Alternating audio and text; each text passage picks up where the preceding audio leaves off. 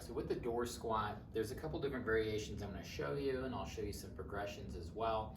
I think one of the big things is you have to figure out foot placement, meaning how wide you might stand, if your feet might turn out. So I always say have like a baseline to always go back to as well, because you want it to feel pretty good. I usually do this for people with either hip pain or low back pain. And so first things first, what I'm going to do is I'm going to use this doorway here, and I'm going to grab onto the door frame.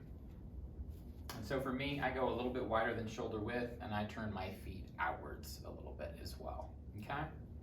And so as I'm going down, this is going to be more for the hip pain person, or if we're trying to get squats and trying to load the knee a little bit more. I'm just going to hold on, and I'm going to sink down and come right back up, okay?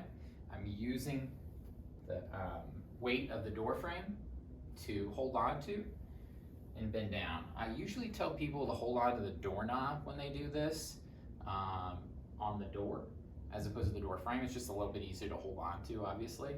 Kind of using more of your fingertips for the door frame, or you can use your whole hands for the doorknob.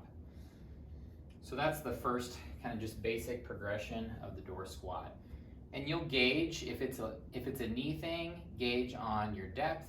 Same thing with the hips. You want to make sure that we're not getting too much pain when we do this, but this is something that you're going to do a lot of reps of throughout the course of the day. We call this a movement snack, meaning that you might do this 10 reps in 1 hour, and then maybe a couple hours pass and you might do another 10. All just kind of depends on what feels best to you or what you've been told. Okay. The next one I'm going to show you is we're going to work on more the low back situation. I'm actually going to round my low back as I squat. This can sometimes be a pretty good stretch for a lot of people, especially if we are an extension intolerant low back pain case. It just helps with creating that flexion in your low back. I know it looks kind of funky, and you may have been told not to flex your low back when you're squatting. I can tell you beyond a shadow of a doubt, under load, you're not under load, I mean. It's a great way to kind of practice getting more flexion into your low back. We need that in our life anyway. So same thing, I'm going to hold on to the door frame.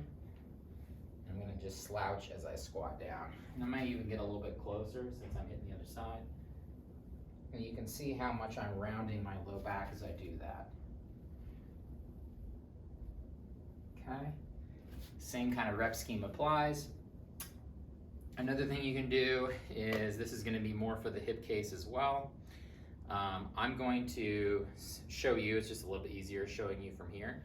I'm going to hold on to the door frame this way. I'm going to squat down, and I'm just going to work on internal and external rotation of my knees, okay?